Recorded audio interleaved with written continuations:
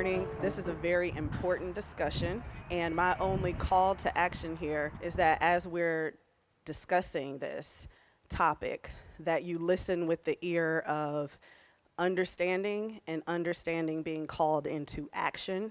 So what is it that you can do to support this? How do you get this work out within your circles, and how we can connect to make things happen? So we're not just here to talk. So I hope that everybody's doing some active listening. Just kind of housekeeping, you probably came in, I'm not sure which entrance you came in, but, or utilized this morning, but there are restrooms below us and water as well. So we also have some papers. If you see the Courier Journal newspaper down there, please grab one of those.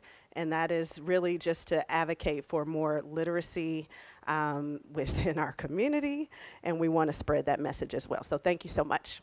Now I want to invite Gretchen Hunt, the Executive Administrator for the Office for Women, to set the stage for our event today. Thank you so much, Joi, and it's so good to see people in person. The Office for Women has, up to this point, really had all our events virtually, so it's really good to see faces in the audience and know that, as Dr. Cumi Price said, that we are here not just to listen and learn, but we are here to act. So I see some actors out in the room, and thank you for being here, and thank you to everyone who's tuning in virtually with us this morning. I want to first thank, again, Dr. Price and the Louisville Urban League for so quickly jumping in. I want to thank Greater Louisville Project and all of our panelists here today. But I want to just set the stage a little bit for what we're going to talk about and then turn it over to the experts in front of you. I think, as Dr. Kish Cumi Price alluded to, you know, we are here to learn about issues but to take action. And it is extremely urgent right now to focus on the needs of women, and in particular women who have been historically discriminated against and marginalized, Black women, women of color, immigrant women, other women facing barriers.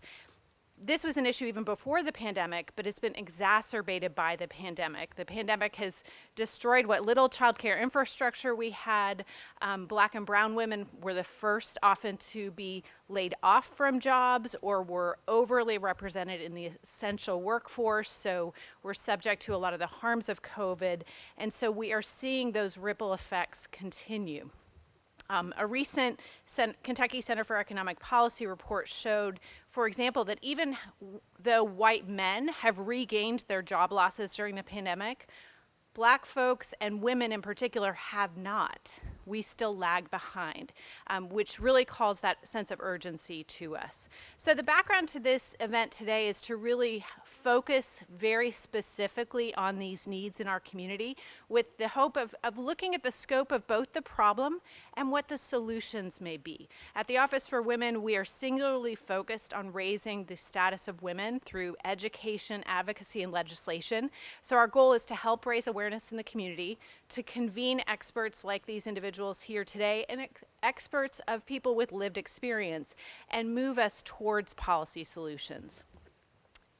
Prior to this event, the Office for Women, which is an office of one, worked very closely with our colleagues in the Office of Equity. Joi McAtee leads that office, along with Chief Michael Meeks, to say what can we do to amplify and grow our efforts. So we reached out to community partners. We reached out to the Greater Louisville Project to say, can you get us data on women by gender and race, and look at issues like housing and income and jobs and give us more insight? And they answered the call. So we are very grateful to them. I'll turn it back over to Joi McAtee and just want to thank everybody for being here today. The Greater Louisville Project, which is a tremendous asset to our community. I will now invite Harrison Kirby of GLP to present his data on gender and race equity in home ownership, income, and education. Thank you very much. Before I start, I would like to give a shout out in particular to Gretchen Hunt and to Lopa, our director, as well as the dozens of other people I have needled with questions over the past several months to figure out what is important about this work. As I realized that I, as a white male, would have some trouble figuring out exactly what all is important. So this has been a very collaborative effort, and I'm excited to share this information with you and help set up a terrific conversation with our panelists. So I'm going to start by talking about some of the basic demographics of Louisville and how we pulled this data together. Next slide. So Louisville's population is 51% female and 49% male. And the way that we've grouped these folks together in the data, we can go on to the next slide, is into households. So Louisville has 315,000 households. But rather than look at just all women versus all men, what we've done is we've grouped folks together into, are you the sole provider for your household, or are you in a partnered household or have multiple sources of income? What we see is that most households in Louisville do. 54% of households receive income from multiple sources. And throughout the report, we're going to call these multiple earner households. For the other households, we refer to them in a lot of different ways. Female-headed households, single female-headed households. What this means is that there's one person bringing in income to the house. And for the purpose of these dot charts, I've moved things around because we tend to think better in terms of bars like this and not just random assortments of circles. So let's see, next slide. And then one important thing that we've dug into a lot in the data is who has children, and in particular, who is raising children on their own as a sole provider for their household. What we see is that about half of multiple earner households are raising children. About a quarter of single female-headed households are raising children, and 13% of single male-headed households are raising children. So in the report, and particularly if you go to the online version where we have a lot more data, there's a lot of details about those single female-headed households raising children. Cool. So next up, I'm going to talk about income and a living wage. What we found when we started looking at data on housing and affordability is that you absolutely cannot divorce that from a conversation about what kind of job opportunities our economy provides for people. So what we see in the data is that multiple earner households bring in a lot more money than single earner households, which is not surprising. But secondly, there's a large gender disparity among folks who are heads of household, men and women. So this graph shows data for Louisville compared to our peer cities, and it's broken into multiple earners, single female-headed households, and single male-headed households. The top blue lines, the solid line shows Louisville, and the dotted blue line shows the average among our peer cities. Our peer cities are 16 cities like Louisville across the South and Midwest that are demographically and economically similar. In this graph, Louisville is pretty similar to our peer cities across the board, so it's not that remarkable. What is important is the large gender disparity we see between women who are heads of household and men who are heads of household. Male heads of household make 50% more on average than women when you slice and dice the data this way. That is a tremendous disparity in our community.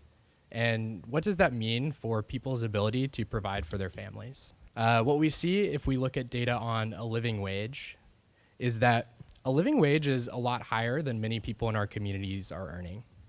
This data represents what a living wage would look like for a two-parent, two-child household. And each of these blocks represents $500 that they would have to spend in order to cover a very basic level of needs and wants. For a two-parent, two-child household, a living wage in Louisville looks something like $76,500 after taxes, or $94,000 before taxes. This data was as of mid last year, and as of this year, that $94,000 is now over $100,000. I don't have a graph that shows this data for single women raising children, but we will dig a little bit more into the specific figures. The other thing I'd like to point out here is that housing accounts for about $11,000 of this, which is probably lower than you would think based on all of the trends going on in housing. And the point that I'd make about this, excuse me, I'm freshly vaxxed and boosted and all the things, so I've got a lot of stuff going on in here. The point that I'd make is that when it comes to grocery shopping, all of us go to the grocery every month and all of us feel the impact of inflation and changing prices. But when it comes to housing, there are many people in our community paying a mortgage that they locked in 20 years ago, whereas other folks are searching for an apartment today. So that is very important once we get to a topic like homeownership, where access to homeownership can provide people affordable housing decades into the future. So this $11,000 as an average housing cost reflects the experience of people who are paying low mortgages that they locked in a while ago, as well as people looking for expensive apartments or homes today. So on to the next slide. What percentage of women are earning a living wage? This graph shows the percent of single female-headed households earning a living wage broken out by the number of children in the household. The graph on the left the bar on the left, excuse me, shows the number for women who are living alone and raising no children. About 44% of women living alone earn a living wage that's enough to cover their expenses. Only about 1 in 4 women living alone and raising one child earn enough to cover their expenses. But once you get to 2 children, 3 children, or more children, that number is next to 0. It's 5% for women raising 2 children. It's 2% for women raising 3 children. What this shows is that we have an economy that does not provide the kind of living wage jobs and opportunities that everyone needs to thrive. So what impact does that have on people's ability to afford housing? We can go on to the next section. And then we can click through one more. Thank you. If we look at the number of people who are living in housing that is unaffordable to them, we describe that in the data as cost burdened. That metric means that you're paying more than 30% of your income towards housing costs. It's an imperfect metric because if you are making $10,000 a year and you are paying 10% of your income towards housing costs, you probably still can't afford your other needs. Whereas if you're making significantly more money, you might be cost burdened, but still able to afford things. So it is imperfect, but all summaries like this are imperfect, and this is a metric that we are able to use to dig into the numbers. So what we see in particular when we look at this by race is that cost burden is incredibly different across demographics. On this graph, the blue line shows cost burden. So this graph shows cost burden rates by earner type. What we see is that the blue lines at the bottom represent multiple earner households. It's very low, whereas rates of cost burden for females and males are much higher. For females, it's closer to about 50%. The exact number is 46% in Louisville. And for single males, it's only 30%. Meanwhile, when we look at rates of home ownership, we see that home ownership for single females and single males is very similar. We see is that the economic opportunities that are available for women don't translate into housing stability. Okay, so on to the next section, and I think we'll talk about home ownership. What we see is that home ownership opportunities are much easier to come by for multiple earner households, whereas about 50% of single female-headed households are homeowners, and around 55% of single male-headed households are homeowners. So it was interesting to me how much closer this was than when we looked at cost burden. And then if you go on to the next graph, this data shows data broken out by race.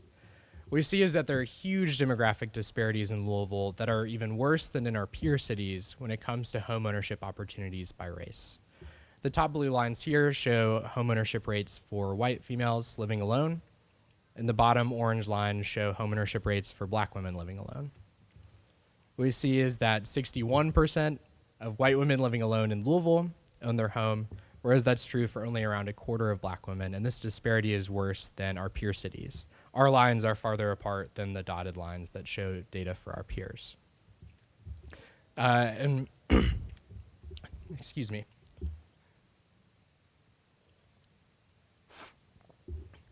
Homeownership provides several opportunities. One is the ability to build intergenerational wealth, and two is just a basic level of financial stability and security. I was thinking this morning about when I was in late middle school, and my family went through a series of events where my father stopped work, my parents split up, my father passed away, and this whole time I got to live in the same house that my parents had bought in 1991.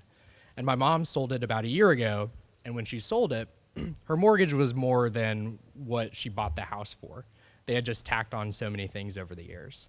So my mother did not become a gazillionaire by selling her home because she didn't have that much equity in it. But what it meant was that the things that we tacked on over the years were financial stability. It meant that we got to stay in the house. It meant that when my parents split up and my dad passed away, we didn't have to move and upturn our life over and over again. And that level of financial stability, it wasn't intergenerational wealth. Again, we didn't get rich, but the fact that my mom was able to raise me as a single parent was very much helped out by the fact that she had owned her home and built wealth that she was able to dive into. So what does all this mean, and how can we improve these conditions in our community? One thing I would like to point to is the current amount of investment, the historic amount of investment brought to Louisville by the American Rescue Plan. This graph shows the way that we have allocated our city's $388 million across 4 buckets. The largest one is affordable housing, to which we will invest about $120 million in American Rescue Plan funds and build hundreds of units specifically targeted for households making less than 30% of the area median income. And then the number on the right is for workforce development to the tune of $45 million, and we are going to be investing around $40 million in helping upskill and train workers, particularly to work in the healthcare field, which includes a lot of good paying jobs. These numbers are not exact, and a lot of them are pending approval by Metro Council. But the point that I would like to make is that we have a historic opportunity to invest in these systems. And as we do so, it's important to think about where those needs are, where the greatest needs are in our community, and who can most benefit by creating opportunities in housing and living wage jobs that benefit everyone. So with that, thank you all for listening to the data, and I'm excited to hear the terrific conversation with our panelists. Thank you so much for that, Harrison, for that insightful presentation on the data for gender and race equity. I now want to turn it over to our esteemed panel of experts. We've already heard from Dr. Kish Cumi Price from the Louisville Urban League, the new president and CEO, Lopa Meharotra and Harrison Kirby of the Greater Louisville Project, Gretchen Hunt from the Office for Women, Dr. Sarah Jane Glynn, the Women's Bureau at the U.S. Department of Labor, and Clare Wallace.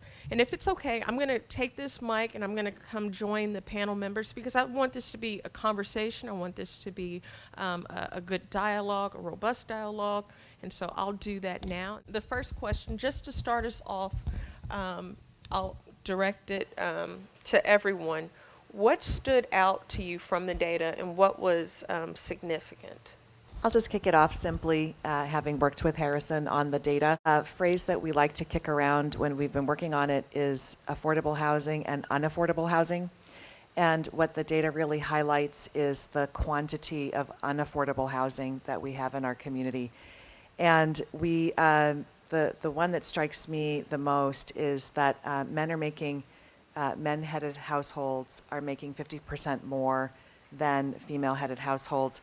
And to me, this is much more than the wage gap. This is about giving women access to living wage jobs. It's a systemic issue. We're looking at education, job training, and workforce development that all contribute to whether or not a home is affordable or unaffordable. To me, I think the between the lines is what stood out to me, the white spaces, the gaps, and what those gaps represent.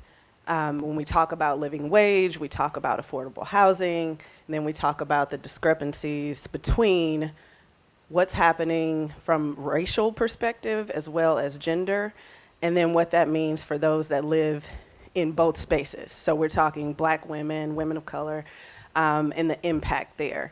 And what does it really mean when we look at our city's investment? I know it's not up there anymore, but workforce development is a big deal, which really speaks to all of the other buckets, right? You have healthier neighborhoods, you have an opportunity to have safer housing and housing opportunities when you have living wage jobs. So that's what really stood out to me. Thank you. For me, it was nice to know more on why. The numbers that we see every day of women who are, or our entire population who's coming in for basic needs, requesting food, requesting utility and rent assistance. It is mostly single women who are typically in trying to raise their children or grandchildren a lot of times. And this data is a reminder of why we are experiencing those challenges as a population. And you know, just yesterday, the people that came through South Louisville Community Ministries and we worked with, that I worked with specifically, were 5 households. Again, all the head of household was a woman, and they all were trying to fight for their most basic needs. I mean, we're starting with housing and food, 2 of which are in extended stay hotels. We've worked with them for months before, but we can't find affordable housing, to your point. There's nothing that's available to them, even with housing vouchers. We are giving them food, but again, with the hotel, it gets complicated because you have to make sure that what you make is straightforward. And when we're talking about long-term sustainability and getting to that place where home ownership is even an opportunity, I mean, so many things have to go perfectly. And what is required to get to that place is somebody who's with you every step of the way, who's going to say, yep, that didn't work out this time. We're going to problem solve and move forward, because the system is kind of against them. And we have to understand that it's not their fault that they're facing these challenge after challenge after challenge. The system is built that way. Yesterday, I tried to set somebody up through Connect for childcare. You have to show that you are who you are, and you have to scan a QR code on your computer with your phone, and it didn't work. And then she can only get to her email through her laptop, which her daughter uses. I mean, and this is just so we can think about going to Churchill Downs back for part-time work. I mean, we have to realize how many million steps are involved in this data, and that's what I'm thinking about. Yeah, I'm so appreciative of this data, and I really love the comparison to the peer cities, but I also know if you look, you can look anywhere, and the patterns, maybe the gaps are wider or more narrow, but those same patterns exist across all of the United States, right? And so I'm glad that this panel is really digging into the why behind it. And you know, part of this is my bias because I'm at the Department of Labor, so I obviously think a lot about labor, but it's jobs, right? That's a big piece of what is underlying all of these discrepancies, are differences in the types of jobs that are available to men and women and that are available to people of color versus white folks, right? And it is not because of lack of ability, it is not because of lack of drive, it is not because of any deficiency on anyone's part, right? These deep patterns of occupational segregation have been present throughout our history. They are really difficult to dismantle. We are working very hard to try to do that. But I think understanding why do we have such incredibly huge income disparities between folks who are all working as hard as they can to get by, you know, and we saw this thrown into such sharp relief during the pandemic, right?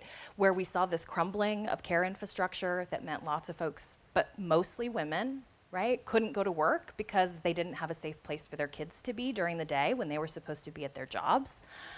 That impacted Black and brown women the most, right? And then the other piece is that occupational segregation, right? What were the sectors that lost the most jobs? The low-wage sectors that disproportionately employ Black and brown women, right? So when restaurants closed, when hotels closed, when service jobs went away, there was a really significant impact on the employment for Black and Hispanic women especially. And we saw that across the entire country. And we're slowly kind of crawling our way back from that, but we're still missing 1.8 million women from the workforce, right? That we would need, 1.8 million more women would need to get jobs to bring us back just to the employment level that we were at in February 2020, which was also not that great, to be clear, right? We should be aiming for higher than that. So, you know, I'm going on too long now, but it just brings up all of the interconnectedness of these different issues too. It's not just one thing. And so, you know, if we want to think about home ownership, we also have to think about workforce development. If we want to think about equitable workforce development, we have to think about the legacy of racism in this country and how enduring sexism is and the impacts that that has. So I'm just really happy to be here today and be part of this conversation, and to know that there's so many folks who are thinking really critically about how that's actually playing out on the ground here in Louisville. What stood out to me from the data, I think, is similar to what Dr. Price said, the white space, and in particular for me, how little it's changed over time, like what you said about things being entrenched. And I think what that points to is that we have to take action, and we have to take action differently than we have in the past. If we do the same things over and over again in order to change things, we know that we haven't succeeded in the past. So when there are opportunities to be transformational or try something new, we just have to do so.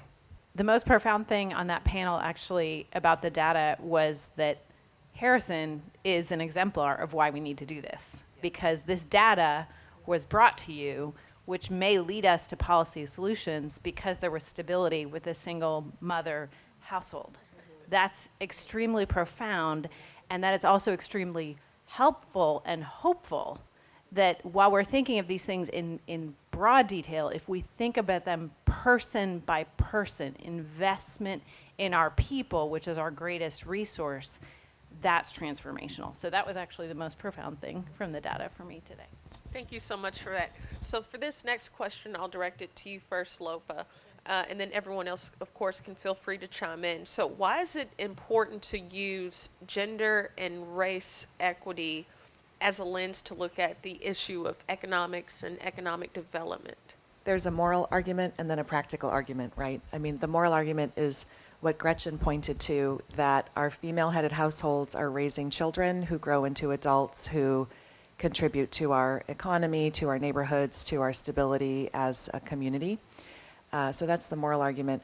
The rational argument is that this city in particular, and our country specifically, needs every oar in the water.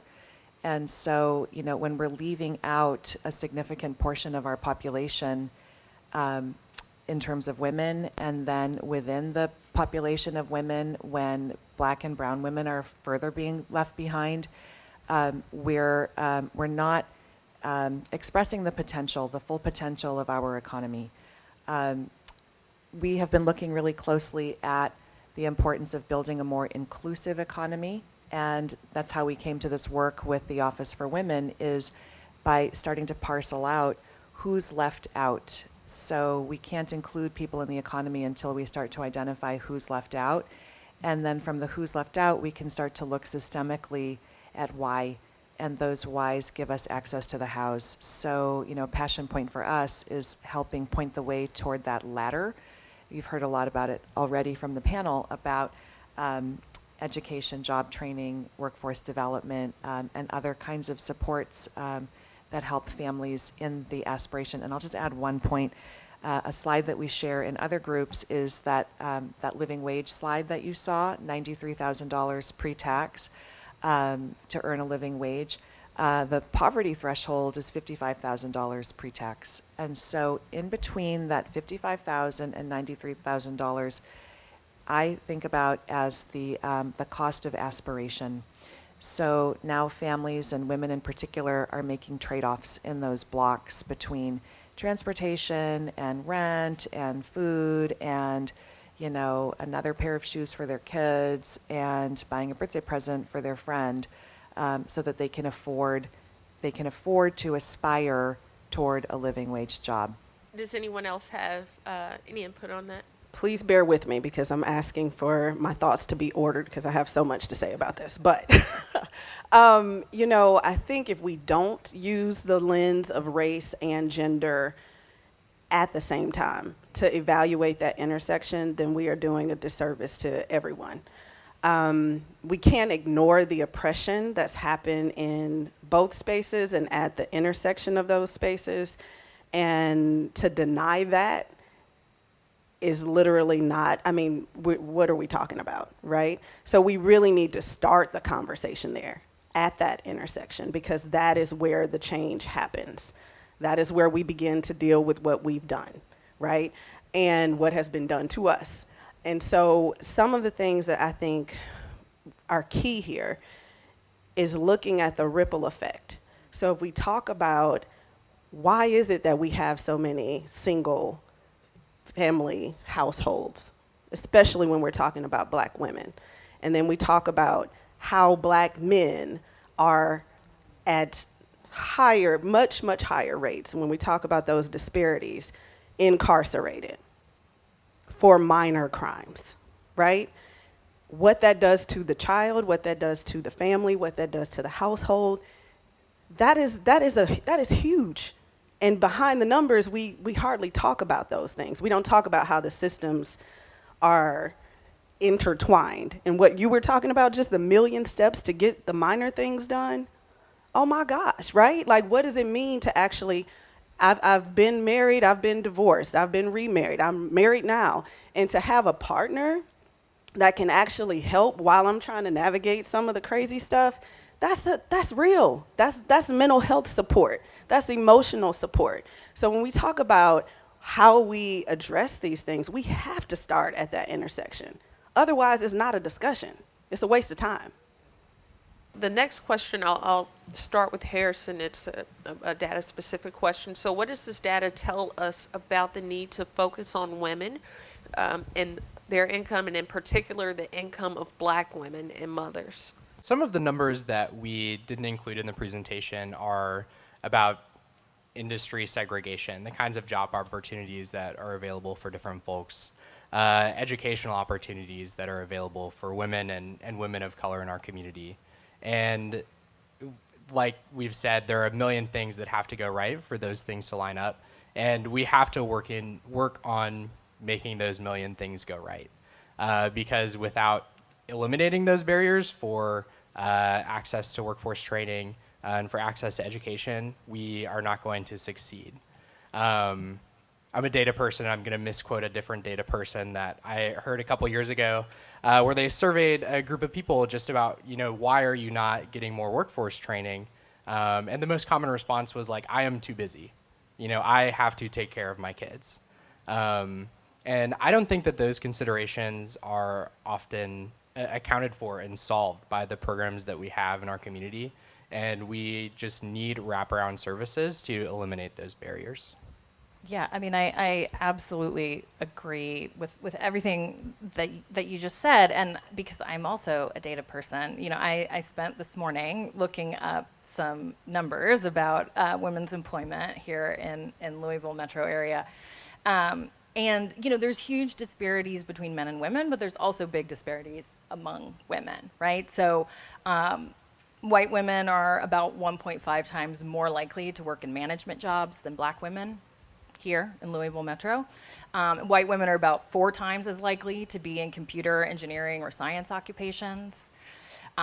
They're twice as likely to be healthcare practitioners, but Black women are about twice as likely to be in healthcare support occupations, right? So there are big differences in the types of jobs that people end up in, and that means that they are earning very different incomes and they have access to very different benefits, right? So, we focus a lot on earnings. That's obviously super important. You need to be able to meet your immediate needs of, paying your bills, right?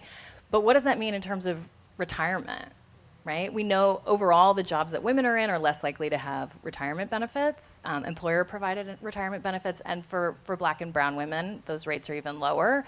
Access to things like paid leave, if you or your child gets sick, right? Or if daycare calls because they're closed because somebody has COVID, right? What do you do?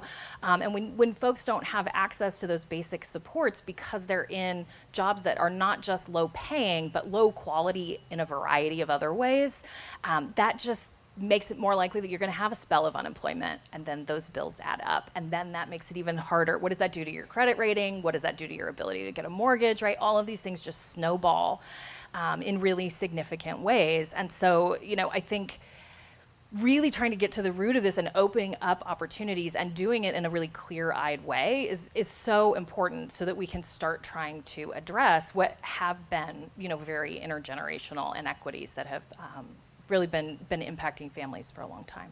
I would love to add to kind of that same point, which, again, with jobs, especially with women, the amount of flexibility that is required. Again, it's about payment, but when we are talking about taking care of either a child or an aging adult, or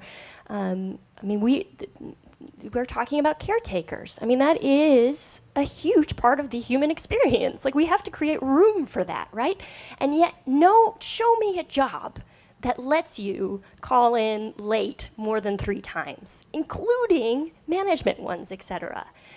Show me a job that provides, interesting ways to get there, that don't take 2 hours, that include carpooling, or let me pay for your lift.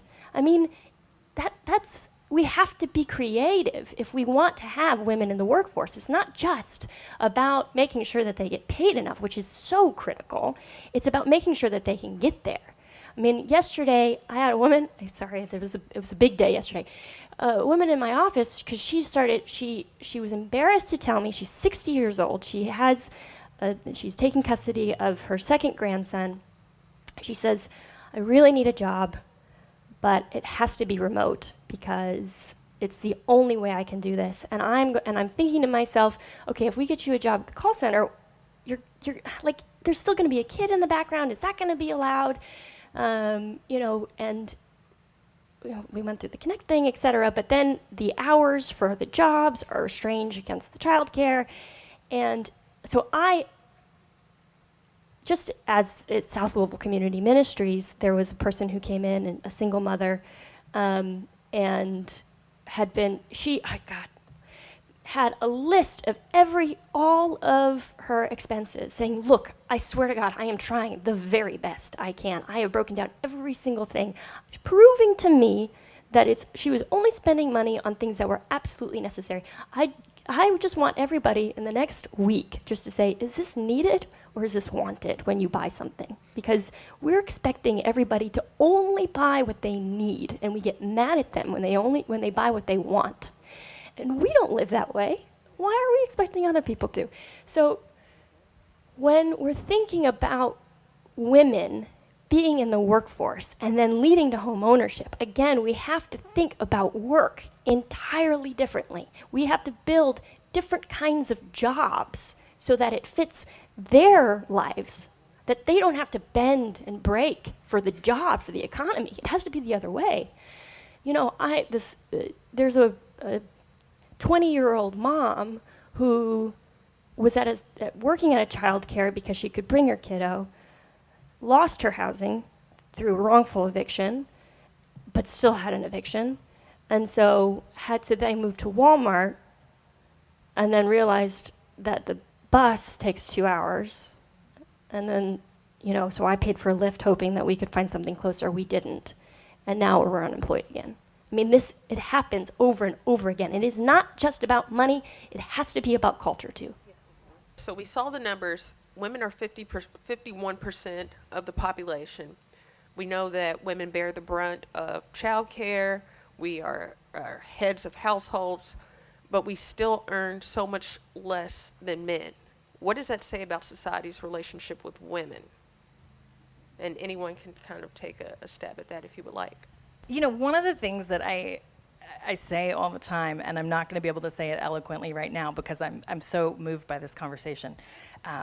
Because yes, we need bread, but we need roses too, right? So the way that we value jobs is not set in stone, right? Sometimes we act like, well, of course that's a high-paying job, and that's not, right? But that's because of what we've chosen to invest in and what we've chosen to value.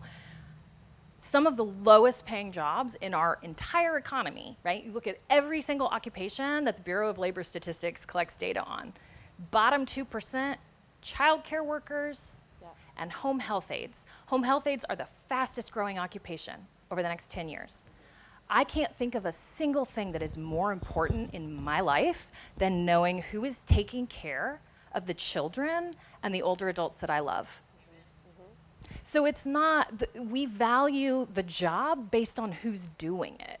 And we have seen this happen over and over again when the demographics of an occupation shift, as more women come in, and as more women of color come in, the wages go down. Because we actively devalue the labor of women, but particularly of women of color. So this is not about some jobs being more worthy than others, some jobs being more important than others. It's about what we have chosen to value as a society. I'll leave it there so that others can jump into it. SJ, I'm awake now. So, what do we value? I love what you said, Claire. We need to think about work entirely differently, right? A researcher at Brookings just published a book. I can't remember the title and I can't remember the researcher, but I remember the point. So he's following, where are the men? What's happening with men in society? What's happening when women are able to earn family-sustaining jobs? What's the impact on men, and why are we, and probably there's a link to tribalism and political division and all of that. So he did some deep research, and he said the next wave of jobs for men, we've talked about STEM jobs over the last 20 years, that the next area for men is around HEAL jobs, HEAL, healthcare, education, administration, and I think the L is learning or something. Who has those jobs right now? We're talking about where are women participating the most in the workforce? It's in the HEAL professions. Watch these wages rise. Watch these wages rise in the next 15 years. Some very good insight. So I'm going to switch the conversation just a little bit more towards home ownership, and we understand how important that is. And of course, Harrison shared a wonderful story about his mother, who became a single mother, and what just the impact that had on him by being able to stay in his family home. So what about home ownership? Why do we need to focus on home ownership as a means to build wealth? And anyone who would like could start off on that conversation. So yes, definitely a valuable aspiration. But when you are talking about, back to that intersection of race and gender and all the things that we're talking about, it literally feels like a figment of your imagination. It's not even close to a goal that you think you can achieve in any near future, if that makes any sense. It's like way out there. So whatever we don't talk about, I think, continues to get spiraled into stigma around why folks aren't doing something. Like, why wouldn't you be looking to, own a home? Or why would you have no idea of the lived experience? Like to actually get through the day is a win. To get through the day, right?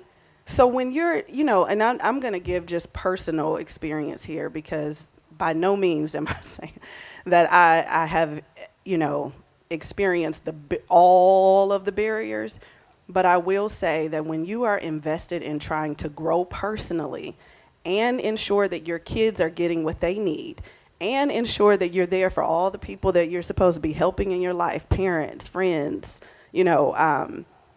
hoping that you're getting to this goal of whatever it is that you're trying to do. Get a degree, or you want a better job. You want to work one job instead of 3. Whatever that is, it requires something extra of you in that day, on top of all the other things that you're having, the hurdles that you're having to navigate, the things that just pop up on a regular basis. Some of us have those pop-ups, flare-ups, and you're like, oh my gosh, this is the lived experience of single moms on a regular basis. And then when we talk about single black moms on a oh my gosh, right? Like can help you get your life together based on what is happening on a daily basis in that one woman's life. So the stigma, I think, has to drop. I'm not saying that it's not an aspiration, but it's definitely, make this a reality for folks. Bring it closer. Bring it into my view. where it makes sense for me, because this is not even a conversation that I'm having right now. Do you get what I'm saying? Like, that's... We see a lot, like, urgent strategizing, right? And so I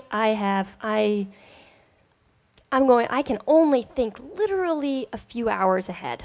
And so when even we ask for them to get all of their paperwork, which is a lot of paperwork just to get one bill together, you know, the reason why appointments are missed or paperwork isn't complete is because we're thinking in like 2-hour increments, because that is what our mind is able to do in the trauma that we are currently living in.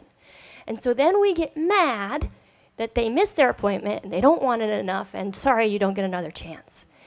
And there has to be, if we're talking about dreams and aspirations, which is required if we're thinking about stabilization and building wealth, etc., it has to be somebody who can think simultaneously, honor that reality that we are only thinking 2 hours ahead, understanding it is not a fault, it is the reality. But I can hold this, I can think about also this other dream simultaneously. I have enough capacity to think about how you working out, you know, lie heap right now is a step towards maybe, hopefully, home ownership. It is my job to figure out how those pieces connect. And there are not enough of people doing that work. Obviously, we've seen where Metro Council and the administration has invested a lot of money towards opportunities to increase housing. Do you think that we're doing enough? And then what are the nonprofits that you all are aware of doing to address issues in home ownership? And then, of course, Dr. Price, if you would like to speak to some of the programs that you have offered through the Louisville Urban League, that would be... Absolutely. So we have some long-standing programs that have been really successful to prepare people for home ownership. And once again, it requires that mentality to even believe that it is achievable. And so what we've done as of late is really trying to work with our navigators to help folks to understand that your entry point may be for some basic need, but these are the other wraparound supports that we provide, and when you're ready, we're ready. And so that is kind of a constant massaging, if you will, to get people to that place. And so with that, you know, we've had kind of our fit to rent and home buyers education programs, but we've also branched into the space of the Financial Empowerment Center and helping people to get in shape for and ready to, you know, be on this pathway to home ownership. And we understand that a lot of folks are, as I said, kind of just desperate for basic needs. And so we don't put the pressure on them to say, and what do you think about home ownership? You know, like, what are you interested in that? Right? Like, no, I'm trying to get shelter for my kids right now. Like, that's what I need right now. I need food right now. So we're not, you know, you have to understand the pathway and expose people to that pathway, but also appreciate where they are and helping them to get what they need in the moment. I will say that we are, and we'll be talking about this a little bit, a plug for our Impact Luncheon on December 2nd, about ways that we are trying to intentionally wrap supports around families so that they are exposed to all of the things that we offer, and it's literally right there for the reach and the grab when they're ready. Can I ask you a follow-up? Yes. Okay, so we have millions of dollars through the American Recovery Plan that are coming in to support affordable housing. Mm-hmm. I'm curious, what helps a homeownership program succeed? You know, I think one of the biggest pieces there is just an understanding of who is taking advantage of the opportunity. Where are they in a place in terms of support, and not just in that one lane? Like, what are the other pieces there? Also being honest about what's available. The numbers that we saw here that Harrison was able to present, some of that data was in average, which means that there are outliers that are skewing the data. It wasn't necessarily median. That would be even more of a disparity between, right? So, you know, it's that piece too of being really honest about what's available. Some of the data we've seen, you know, just from I believe it's the Institute for Work and Economy, looking at the women in the West End that are of working age, and they didn't have the percentages available for us now, but literally the whole West End looks like, I mean, all green in terms of how many women are in working age and have opportunity, but what does that actually mean? And we still haven't talked about just how racially divided our city is, right? So what do we mean when we say home ownership and affordable housing, and where is it? And what, you know, what are the opportunities? And are we leading people down a false path if that carrot really isn't a carrot? Thank you so much. I really appreciate that. And then also, just because I had mentioned the fact that, of course, we know there's some programs out there that the government has implemented,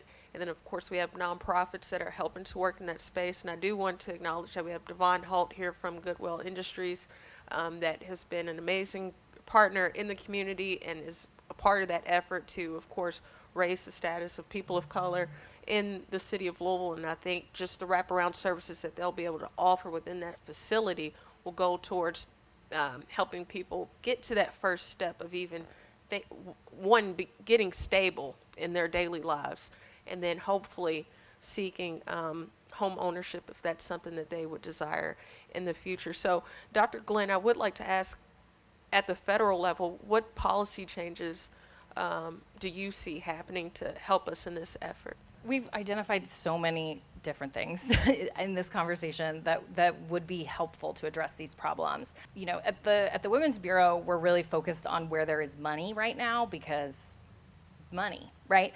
And so I think some of this has already come up, right? There's money that is still to be spent through the American Rescue Plan, and there is money as part of the ARP that is in the state and local fiscal recovery funds that has very wide discretion in how it can be used, right?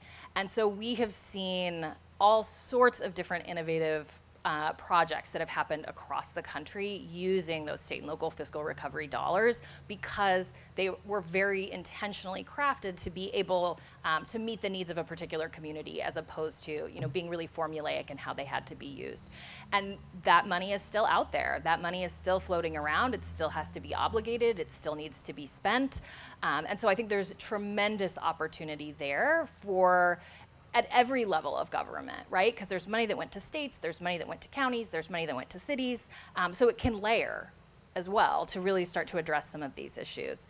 And then we're also seeing really historic investments coming right now, starting to come out, and it will be far more money coming over the next 5 years through the bipartisan infrastructure law, through the Inflation Reduction Act, and through the CHIPS and Science Act, right? So those are going to be dollars that invest in particular types of jobs, in advanced manufacturing, in the skilled trades, in built infrastructure, in broadband, in the green economy. And those have been historically jobs that are dominated by men. And they are often good jobs, right? They're often unionized jobs that have good benefits, and they often pay really good wages. And so we are really working very hard in partnership with folks across the country to make sure that we are thinking about equity from the very beginning, because that money is just now starting to get obligated. It's just now starting to go out. And so we have an opportunity right now to make sure that we are finding folks in community who have the ability to do these jobs. Maybe they need some training, maybe they need an apprenticeship, maybe, you know, we've also got time, right? We're not gonna be building all these new roads tomorrow, so we have time to be training people right now to make sure that once you break ground on those projects, that we have a workforce that reflects our communities, that are doing those jobs, and that we're able to spend those federal dollars in a way that really reflects our values. So I think there's a lot of opportunity there in the future for us to all be thinking creatively together about how we make sure that those aren't just creating new jobs for the same people who've always had them, but are really helping us build towards a more equitable economy. Can I just add and be very explicit? So the goal of the Office for Women is to really partner with community partners, with other branches of government to get outside of what we sometimes typically think of as women's issues or so-called pink issues. It's very easy for people to think about an Office for Women working on things like diaper need, which is a basic need that we're proud to have partnered with community partners, or gender-based violence, sexual harassment. Those are typically issues. Sometimes we don't always think about those deeper issues of economic development and raising the status of the entire city. We are very intentionally willing to partner with everyone so that we really leverage those opportunities to bring them to Louisville. So that's sort of an invitation and a call in also to everyone to think about this office and how we can serve the community by connecting those dots between and across government and with nonprofit and with communities, including individuals with lived experience. And I just want to give a shout out to a program that we are launching when we talk about directly impacted individuals, because at the same time as we're talking about great need, the Office for Women is launching the Office for Women Ambassador Leadership Training Program. It's a 6-month training program. Applications just closed yesterday, but if you really, really, really are just hearing about it now, there may be a little wiggle room till Friday. It's to bring women in from across the community to learn more about government services, learn more about issues impacting diverse women, learn more about services, be liaisons to advocate and share that information out in the community and bring it back. And it is no coincidence that the applications thus far parallel or mirror these statistics on that, which tells me also that the people who are most impacted, who may be experiencing the most pressure point and need, are also some of the individuals most motivated and most energized to dive into the solutions. So that's an invitation into for folks who have lived experience, are closer to community, to really be part of these solutions and translating what this means, ARPA funds and these big things, but making them really have impact here in Louisville. Just wanted to make that pitch. Thank you. So Harrison, I'll ask you this. How can we continue to build the momentum to persuade people to make these changes? So we saw the data. Now, how do we turn that into a powerful storytelling piece to help us make the case? I think this is pretty tremendous. I think the data is most useful when it's activated in the community and when it builds on the kind of stories and anecdotes and trends that we see through our lived experiences. So, thank you all for participating and sharing how this relates to your work, because those data points represent tens and thousands of real people. I love data, but it still gets boring just looking at numbers over and over again, and using it to illuminate stories and say, oh, this is not just an anecdote, this is true of thousands and thousands of people in our community, is so important. So I think connecting the numbers to people's lived experiences is the most important thing to share them. I'll just add to that. I always think about who's not in the room when we're presenting the data, because that's half the solution, right? So who's not in the room today, for example, are employers. Well, there are some employers, but bear with me. Employers, job creators, policymakers, people who are responsible for zoning laws, people who are developing housing. So this is a phenomenal opportunity for us to present the data, and in my dream world, the data gets activated by the other half of the circle as well. Quick comment on that, and thank you for sharing that piece, because I tolerate things like this because I know they're important for getting the message out. But when you know that you are the data, you know what I mean? It's really okay, so who is this for, right? And it's for the folks that you just called out, right? And when we talk about those disparities that exist, and why is it that we're seeing that income is still, a gender, what is that? Well, because the decision makers, You know, we have the disparities there in gender. We have the disparities there in race. So if the representatives are not representative of the population, that is the problem, right? So we're not calling out this information for community to know because they can teach us the lessons. Like this, yeah, this is me.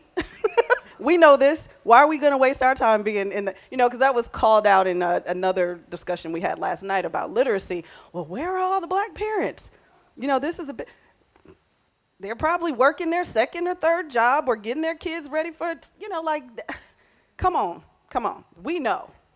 The problem is, how do we get this very real information into the hands, into the minds of people who are making the decisions where they care enough to understand that it may not be in your direct circle, but it is coming your way. It is impacting you. This will ripple to you. If you didn't feel it with COVID, get ready. It's still coming. That wave is still coming.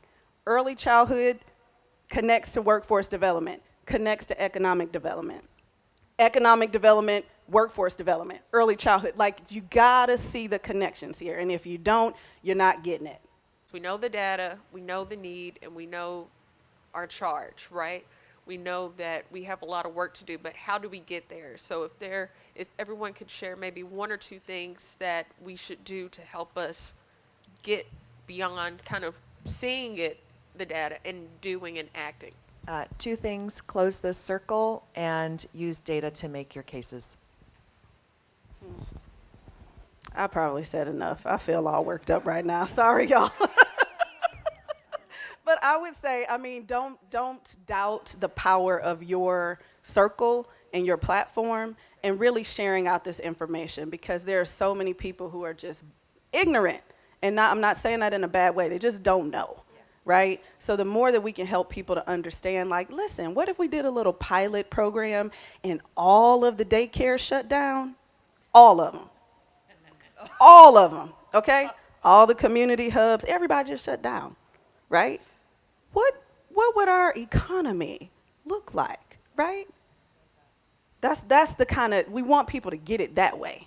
This is to all my colleagues, the nonprofit folks, the direct service providers, because there's leadership there too that is often disconnected to the people that they serve. And I think that Louisville especially has had a very difficult couple of decades around this culture of scarcity and competition between those who are there to provide services. And it has affected our culture and how we serve the people that are most vulnerable. And so what I would ask, and I'm learning right alongside everybody else, is how we can understand that competition, that scarcity mindset has made people move towards catastrophe, not out of, because they are forced into a harder situation in order for them to qualify for literally anything, for any support. You cannot traumatize someone into rehabilitation, and you cannot workshop somebody out of poverty. We have to think about how we can, and it's not money altogether.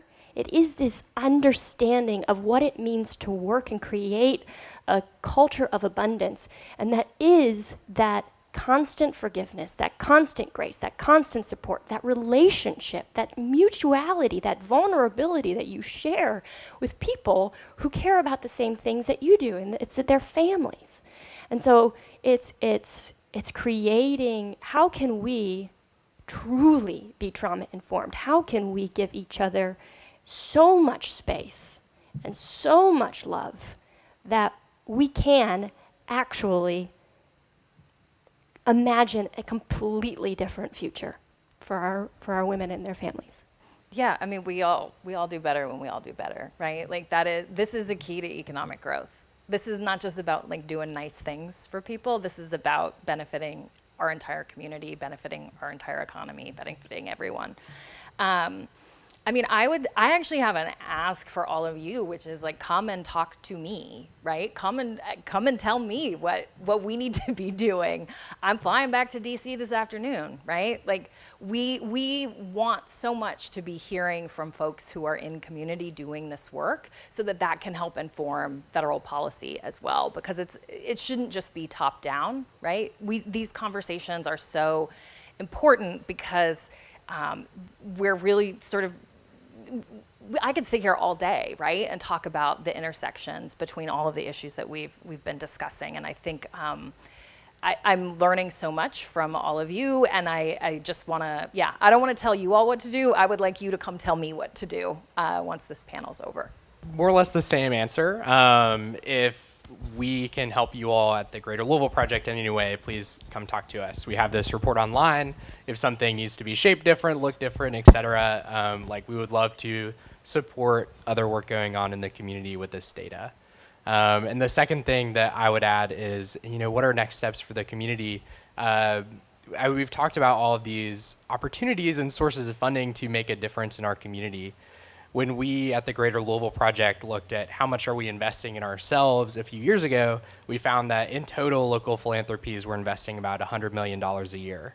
And we are investing that in ourselves through the American Rescue Plan every year now, with more federal programs on the way. And those programs are decided by our elected representatives, who are decided by us. So I think it's important for us as community members, as people who are running organizations and running programs, to have a say and expect that those programs will have the impacts that we want to see. So thank you to everyone. Two asks. One is behind you see a QR code, which is the gender equity dashboard that GLP put together. Please scan that, share today's program. It's on the OFW Louisville Facebook page. Talk to at least 3 people. Who could raise your hand if you will talk to 3 people about something you learned today and share it. Louisville is very connected. That is our strength. People and connections are our strength, even though we are very separated by racial lines, by class lines. That can percolate up. And the second thing is that if you are an employer, you are an elected official, you are someone who's a policymaker or a driver that has more access to power, that you will be very intentional at that intersection, as Dr. Price talked about, that we won't just talk about these problems broadly without being specific about gender and race. We must be specific or people remain invisible and we still keep trying to do the same thing over and over again. It doesn't work. So those are my 2 calls to action. Share this data, talk to 3 people, and to those with more power, be intentional about this intersection. All right, thank you so much. Would you please give a round of applause to our amazing panelists today? Thank you so much. So now we have allotted some time for some questions from our audience, and if you have anything, Gretchen will be circulating the room with a microphone, so please ask away. We've already heard the call of Dr. Glynn is heading back to DC today, and this is a perfect time to get those concerns and questions asked so that we can start the process of seeing that change that we're all looking for. Oh my God, you guys are inspiring. So much to think about. I loved all the connections that we made with the child care, the workforce. The one other loop I hope we intentionally include is climate change. I'm with Zonta, and Zonta, as of June last year, has just started with climate change and the effect of gender. And it's huge. And so what I'm thinking, housing, can we incorporate to put solar on, which will reduce the cost for that family? Are we adding that connection and improving our opportunities for our community and our environment? I just wanted to take a minute. One thing that was mentioned was, Claire, you said so eloquently, we cannot workshop someone out of poverty. And so really continuing to create safe spaces for women. Representation is big. As you all were walking today through the data, I was thinking, wow, that's me, that's me, that's me. and thinking about the last time I was in an office and had a list of needs and wants, and how having that conversation and what that looked like in my early 20s with my son Christian pulling along on my leg. So those are the type of motivating factors that have continued to drive me, even in my place today in Frankfurt. I always talk about my first job in housing. I remember I was so proud, and I got to the office and someone said to me, "Oh, you'll never make it in housing." And now that was, over a decade ago. And so really talking about representation and what that means to individuals. The best way to learn how to walk on water is for someone to come along beside you and show you where the rocks actually are. And so when community and people see representation, that affects how they interact with our organizations, our businesses, our services, our products. And so I talk about this frequently at my office in Frankfurt. We have to know the communities and look like the communities that we serve. That is important. Representation was important. Had I not seen someone who looked like me outside of my neighborhood on a field trip one day, I would not have continued to aspire because I was trying to do something that I had never seen before. Home ownership wasn't talked about in my house. Pursuing a master's degree wasn't talked about in my house. Engineering and sustainability and climate change wasn't talked about in my house.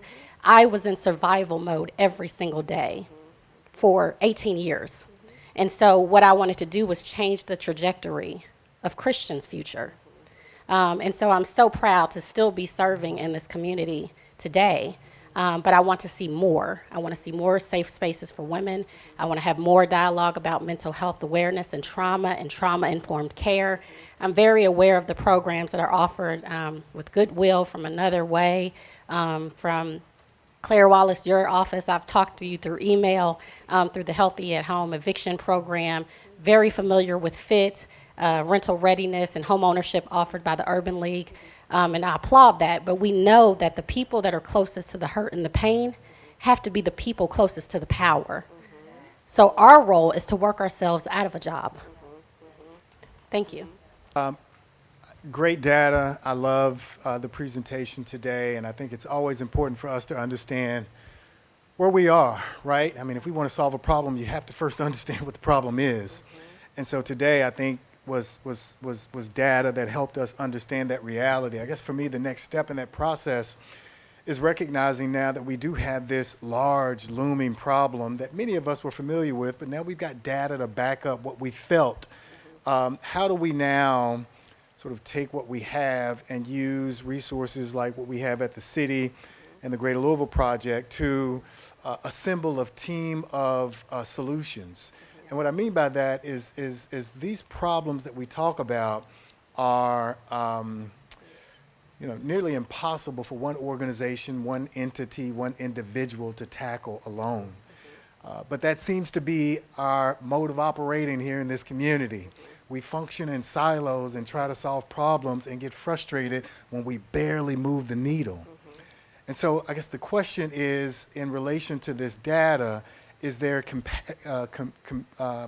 complementary content that we can eventually uncover that showcases in this community the organizations that are doing work against these problems, to address these problems, so we understand who's involved, who's engaged, and maybe start to work to build coalitions, maybe to start to figure out how we work collaboratively to fix these problems instead of operating in silos, so that we can really start to move the needle in a collective way, meaning city, meaning nonprofit, meaning the business community, all understanding our roles, who's doing what work, and what roles are working, who's doing great work, just maybe need more resources to do the good that's already happening, so that we can support them and not find ourselves in a position of continually reinventing wheels in this community to replicate work that's already working, instead of investing in the centers and agencies and organizations that are producing results. So I guess my question, City, Greater Louisville Project, is can we identify agencies in this community that are working to provide solutions to the problems that we've uncovered today, and maybe start to build coalitions that help us collectively work together to build a collaborative game plan to move the needle in a significant way. I'm done. I'll shut up. You're so right, right? So Greater Louisville Project has been around for 20 years, and we only provide the data and then leave it to the community to take the next step. And what that results in is two things. One is a really, really, really interesting way to cut at the problems that we have. And somebody said it so beautifully, it affirms the experiences that we have in the data, right? So it's very validating. We as an organization don't take that next step, and we leave it to the community to take its own initiative. Sometimes that's successful. You can imagine more often it's not. So in 2023, you're going to see a change in the way GLP is functioning, where and how and with whom. It's a little too early for us to unveil the next plans, but it speaks into the heart of what you're talking about, which is what's the next. The data makes us ask the question, how do we address it, right? And that has to be answered as a community. And Devon, I would just add, and I appreciate Lopa and everyone on here and your contribution. What we have at the Office for Women identified is the need for some infrastructure and intentional ways to convene people on this intersection of gender and race. And I would add also other intersecting identities, Latinx, immigrant, LGBTQ, women who experience these issues historically.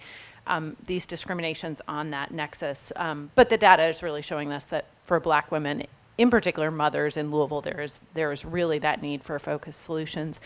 So we have discussed plans for hopefully launching a commission on gender equity that would dive into some of these issues. We have also, this is Lopa's brilliant idea, which was we will be holding in partnership with the Office of Equity and Joi McAtee, the director, quarterly information sessions like this that first have data, including maybe some data from Goodwill and some other providers of what you all are seeing, followed by panelists. A next focus may be on the childcare infrastructure, because we know that's a critical point.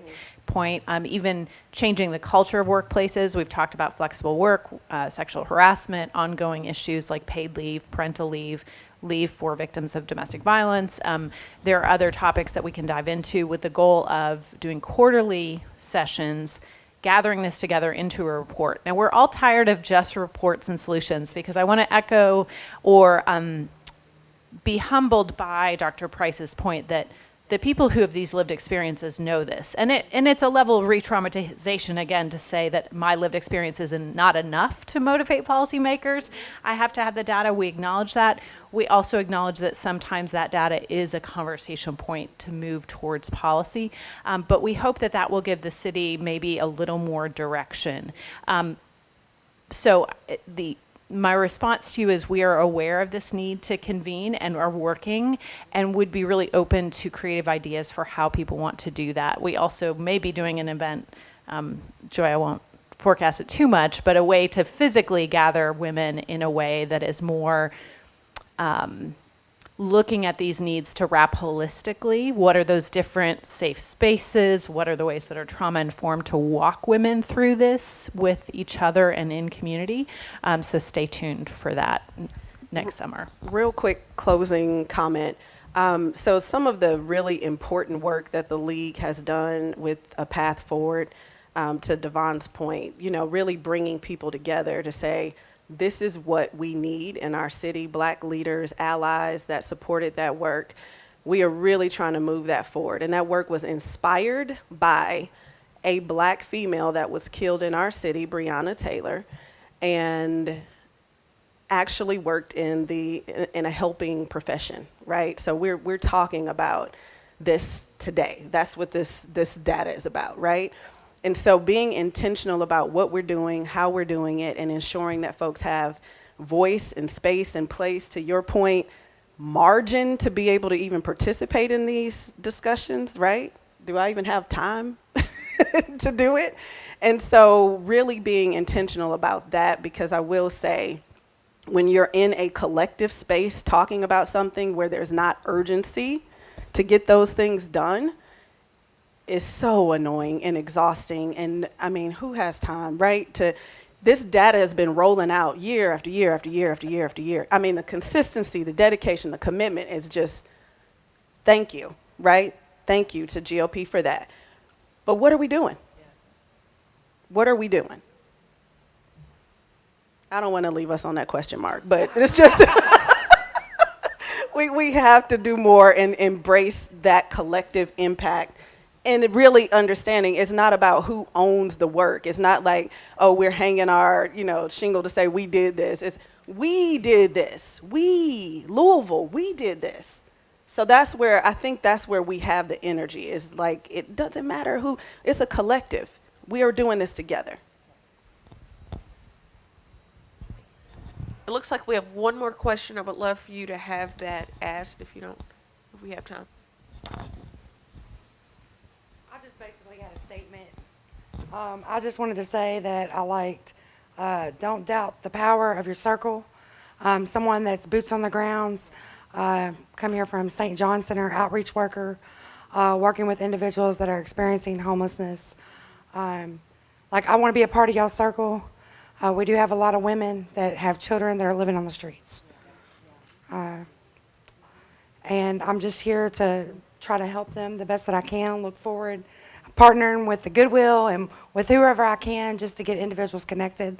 I'm also somebody with lived experience, so I know what it's like. And I also like the comment that this young lady said here. Let's see, I wrote it down.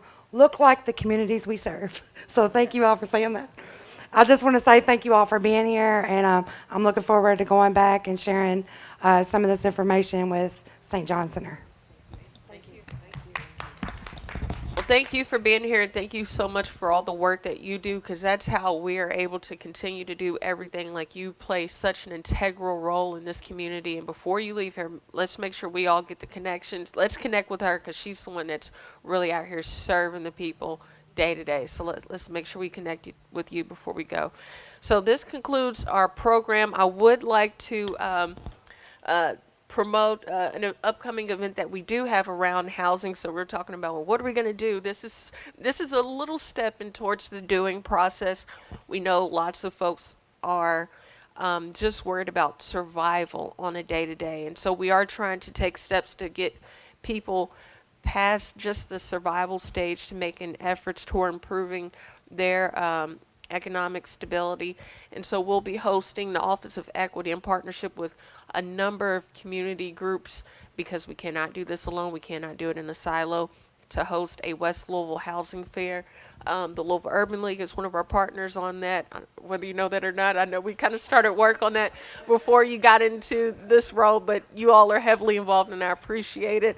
But this will be hosted at 4018 West Market Street in the JCPS Shawnee Satellite location, where we'll have a number of real estate agents, lending experts. We'll have a discussion on redlining, because we think it's very important that folks understand the history of why the West End is in the condition that it is today, and why folks have seen some of this generational poverty and struggle. And so we're taking steps to address that. We're also going to have a breakout session on estate planning. There are so many black families that end up losing their homes because affairs weren't in order. We've seen that play out at the city level, where I think there's some legislation that has been introduced to try to safeguard against some of those things. So we're really looking forward to that. We're trying to eliminate as many barriers to participation as possible. So we're hoping to have childcare available for that.